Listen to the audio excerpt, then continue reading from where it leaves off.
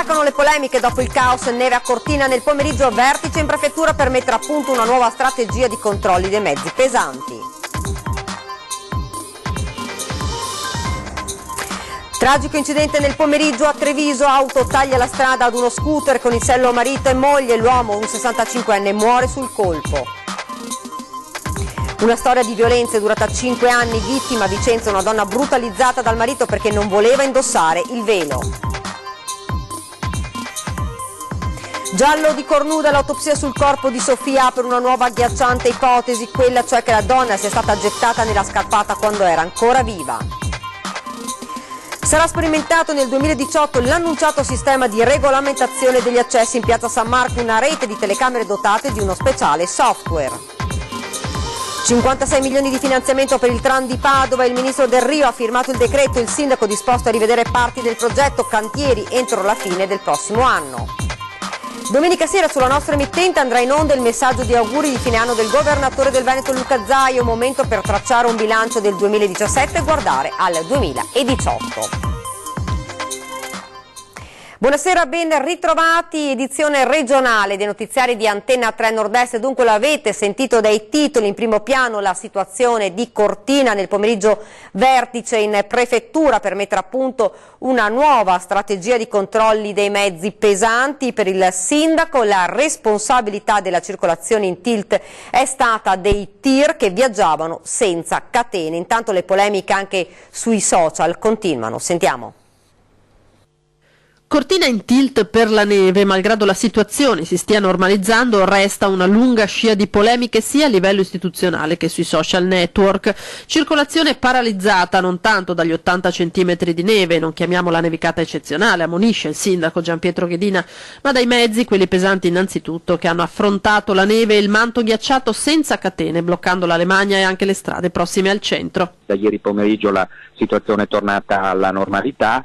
Ci sono ovviamente le strade da pulire, quindi qualche rallentamento dovuto anche ai mezzi sgombraneve che magari nella difficoltà di alcune auto posteggiate in malo modo creano dei rallentamenti, ma insomma comunque questa situazione tra virgolette di emergenza è stata superata. Un problema quello del controllo dei mezzi pesanti di cui si è discusso nel pomeriggio durante un tavolo convocato in prefettura. Per valutare appunto e per mettere in atto il piano neve che prevede appunto che nel momento in cui ci siano queste precipitazioni nevose che ci sia appunto un controllo a nord e un controllo a sud con appunto per bloccare, verificare e appunto per far montare le catene che sono ovviamente necessarie dopo i 20-30 centimetri di neve.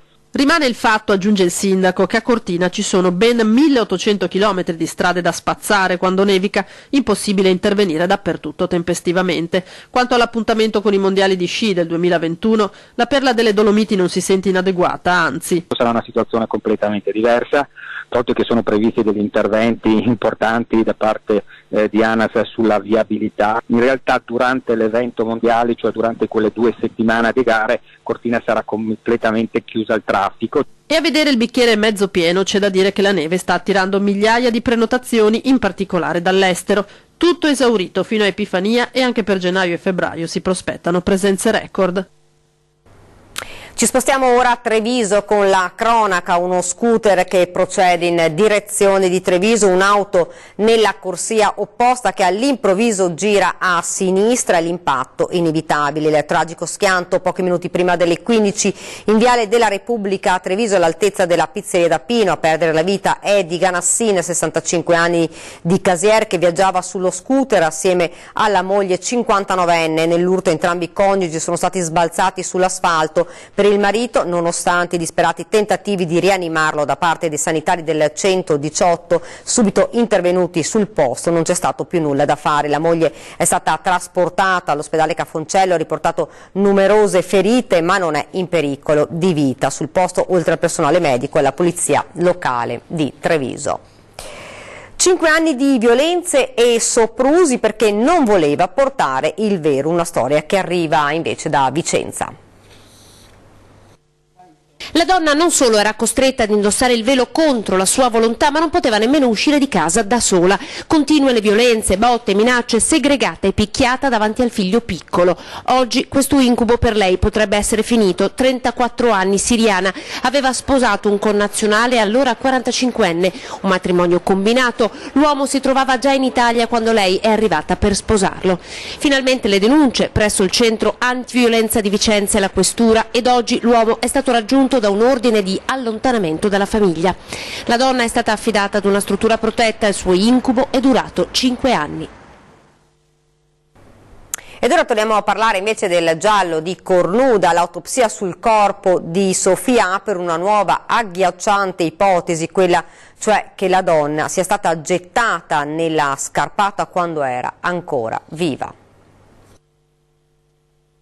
Poche certezze, ma che rendono ancora più terribile la fine di Sofia Melnik, la bella ucraina trovata morta in una scarpata sul Grappa, perché i primi dettagli che emergono dall'autopsia eseguita ieri a Treviso dal dottor Alberto Furlanetto escludono che la donna sia stata uccisa con armi da fuoco o da taglio, ma aprono l'orribile dubbio che Sofia possa essere stata picchiata a sangue e poi gettata nel burrone ancora viva. Sul corpo, infatti, martoriato dalla lunga permanenza all'aperto e dai morsi di animali, sono state riscontrate molte lesioni e gravi traumi in varie parti del corpo, compatibili con la caduta, ma anche con violenti colpi inferti con calci o corpi contundenti come bastoni. Per saperlo sono necessari ulteriori accertamenti che dovranno poi essere confrontati con l'esito dell'attacco alla quale è stata sottoposta la salma della povera Sofia. Anche la posizione fetale nella quale si trovava il corpo potrebbe far presumere che la donna si sia rannicchiata per proteggersi prima di morire. Nel frattempo sarà eseguita un'indagine entomologica per valutare il tempo di permanenza del corpo nella scarpata. Il consulente tecnico del PM ha chiesto 2 mesi di tempo. Ma chi ha ucciso Sofia? Il capo della procura di Treviso, Michele Dalla Costa, non si sbilancia, dicendo che al momento tra i 2 fatti, l'omicidio di Sofia ed il suicidio del suo compagno Daniel Pascal Albanese, non ci sono elementi certi di collegamento.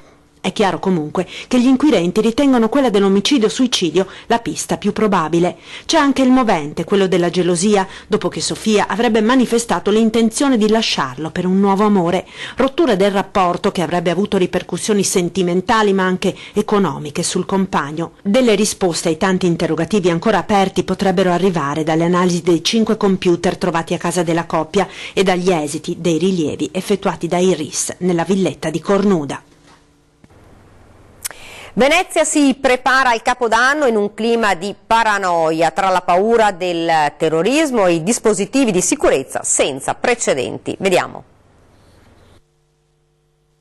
È stata firmata in mattinata dal questore di Venezia Danilo Gagliardi l'ordinanza che dispone i meccanismi di sicurezza per il Capodanno 2018 in Laguna e Terraferma.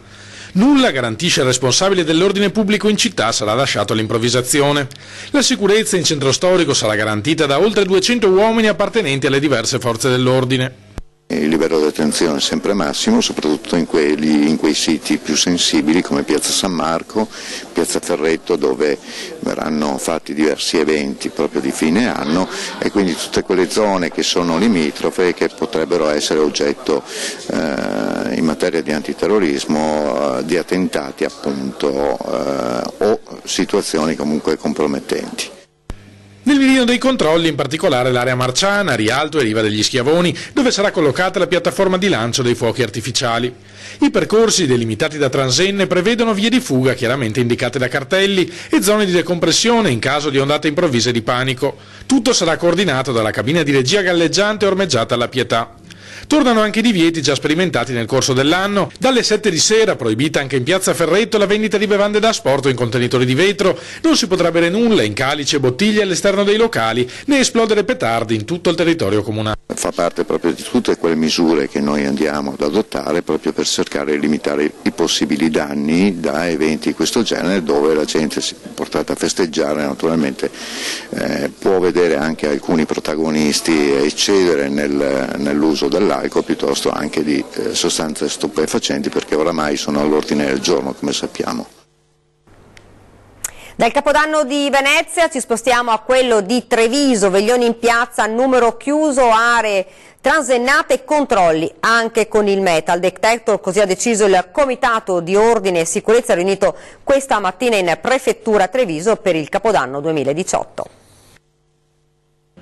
Spettacoli a numero chiuso nelle piazze, 3 aree delimitate con transenne e varchi di controlli anche con metal detector, e a vigilare sulla tranquillità del Capodanno in centro a Treviso una vera e propria task force di forze dell'ordine, polizia, carabinieri e vigili urbani affiancati dagli steward del servizio di security dell'organizzazione. Ecco le novità per il veglione di San Silvestro decise oggi dal Comitato Ordine e Sicurezza riunito in Prefettura. Misure di sicurezza stringenti determinate non da uno specifico allarme su Treviso, ma dalle nuove direttive antiterrorismo ed antipanico per impedire che quanto accaduto lo scorso giugno a Torino per la finale di Champions League possa ripetersi. 3 le aree individuate, che sono poi quelle nelle quali si svolgeranno gli spettacoli: Piazza dei Signori con Piazza Aldo Moro di Indipendenza, Piazza San Vito e la Loggia. Queste aree verranno per l'appunto delimitate, verranno controllate agli accessi, che saranno 13, e controllate da personale della questura e da personale anche della security dell'organizzazione del veglione. L'accesso alle zone transennate sarà contingentato. Indicativamente sono previsti 2.500 accessi in Piazza dei Signori, 250 in Piazza San Vito, 200 alla Loggia dei Cavalieri. Questo solo per chi ha intenzione di godersi tutti gli spettacoli, che inizieranno alle 22. Libero invece l'accesso al resto del centro per chi vorrà festeggiare all'aperto ed assistere ai fuochi d'artificio a mezzanotte. Chi vorrà arrivare dopo le 22, quando cioè inizieranno gli spettacoli, potranno farlo liberamente, muovendosi liberamente per la città. In vigore, nell'area dei festeggiamenti, l'ordinanza che vieta la vendita ed il consumo di bevande in bottiglie e bicchieri di vetro, così come l'uso di botti.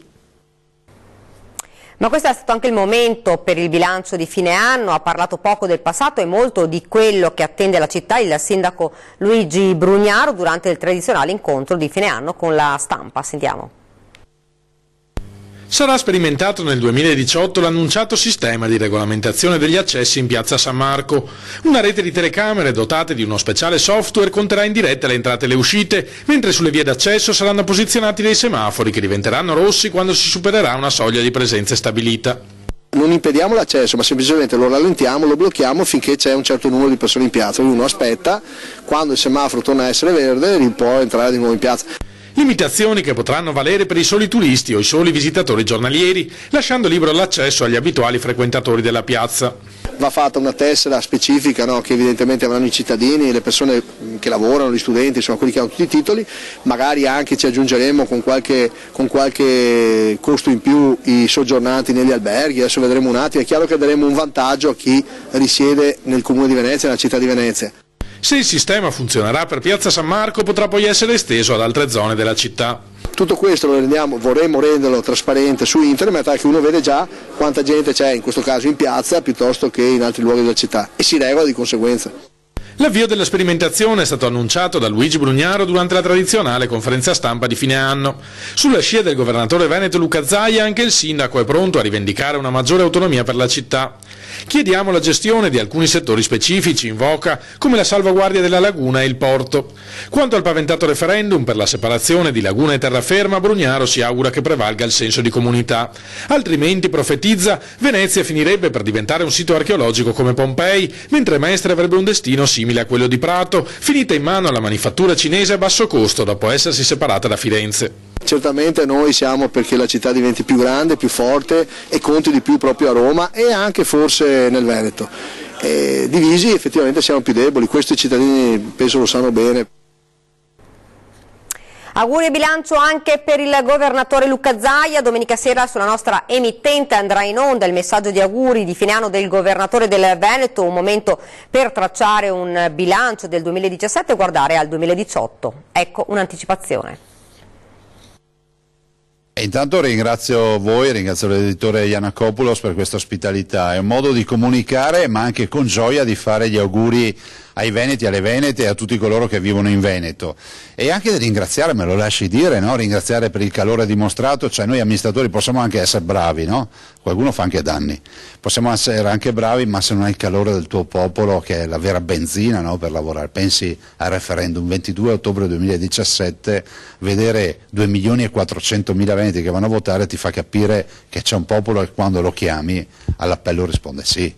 E quindi sarà l'occasione per fare un bel bilancio e dall'altro fare gli auguri, che faccio anche a voi, buon 2018, che si realizzino veramente tutti i progetti per tutti noi, che ci sia la salute e che sia l'anno dell'autonomia, lo possiamo dire, no? Ci stiamo dando da fare, i veneti ci hanno dato una grande carica, a Roma hanno capito che non scherziamo, quindi buona autonomia a tutti e buon 2018. Due escursionisti che percorrevano con le ciaspe da Neva un percorso sotto le tre cime di Lavaredo sono stati coinvolti oggi da una valanga e sono stati tratti in salvo dagli uomini del SUEM del 118 che sono stati intervenuti con l'elicottero. I tre sono stati portati a valle dall'elicottero appunto del 118. Ed ora ci fermiamo un attimo perché c'è la pubblicità.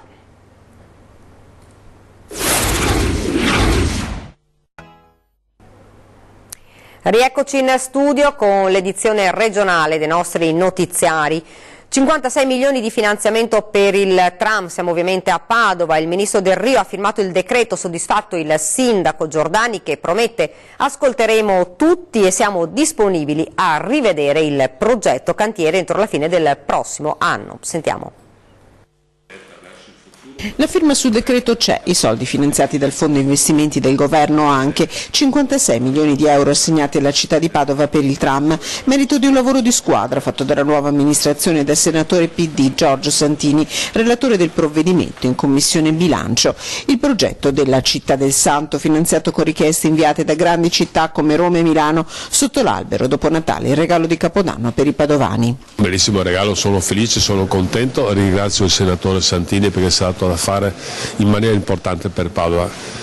E il Del Rio la stessa cosa, merito di rapporti penso anche amichevoli col governo, siamo riusciti ad avere 56 milioni di euro per finanziare il tram o qualsiasi altra situazione innovativa. Se riusciamo anche ad avere la terza linea del tram in primavera vuol dire che Padova diventa veramente una città europea. Un progetto presentato tale qual era dalla nuova amministrazione Giordani poco dopo l'insediamento per tentare di riportare la città a quei soldi rifiutati dall'amministrazione Bitonci, finanziato il SIR 3, ovvero la linea che dalla stazione porterà a Volta Barozzo toccando l'ospedale. In città non pochi malumori, ma i cittadini il sindaco promette. Andremo a parlare, verificheremo.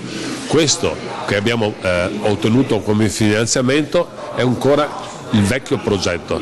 Bisogna capire se ci saranno possibilità di modifiche sia per quanto riguarda il mezzo sia per quanto riguarda il percorso. Rimaniamo nel Padovano, finita la convivenza tra il parroco di Rustega, Don Marco Scattolone, e il nordafricano che scontava in canonica una condanna ai domiciliari per spaccio di droga. Sentiamo perché.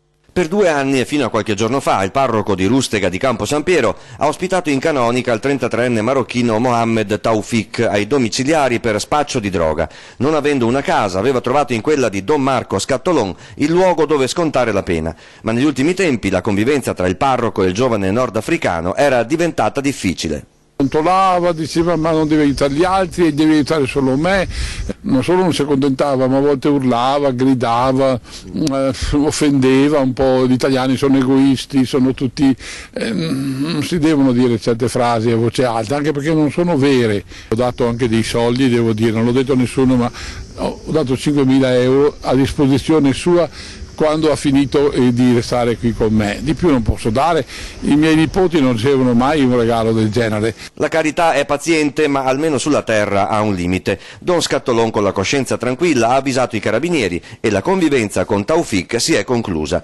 Non avendo un altro posto dove andare lo straniero è tornato in carcere a Padova. Alla canonica di Rustega ogni giorno arrivano dalle 5 alle 10 persone in cerca di un aiuto economico. Il sacerdote fa quello che può. Ci dai 2 euro, a volte si compra la scopa, i calzini, ma ormai potrei fare il comprai io perché tanto. Dopo questi giorni di pioggia tornerà a splendere il sole, almeno per il fine settimana. Per il 2018 inizierà il maltempo. Gli ultimi 2 giorni di dicembre tornerà a splendere il sole, un tempo prevalentemente asciutto. Sabato il cielo si presenterà poco o parzialmente nuvoloso, quindi soleggiato, mentre domenica la giornata partirà con il bel tempo, ma assisteremo a un graduale aumento della nuvolosità a partire dal pomeriggio e sera. Cambio di tempo invece per i botti di Capodanno, nuvoloso la sera e la notte, poi la mattina arriverà la pioggia. La pioggia dovrebbe arrivare proprio nel corso della notte, nelle prime ore di Capodanno. Ecco, le temperature invece saranno molto fredde, infatti attendiamo valori sotto lo zero su gran parte della regione, eccetto lungo le coste adriatiche. Cambiamenti abbastanza repentini, fino alla Befana il tempo migliorerà di nuovo con il sole che tornerà a fare capolino. Dal 6 gennaio ricomincerà invece a piovere in tutta la regione. Siamo in conclusione, vi ricordo questa sera la nostra trasmissione 20 e 10, ospite in studio Stefano Vanin, entomologo forense. Questa era proprio l'ultima notizia, grazie davvero per averci seguito, ovviamente vi lascio le nostre previsioni del tempo e buona serata.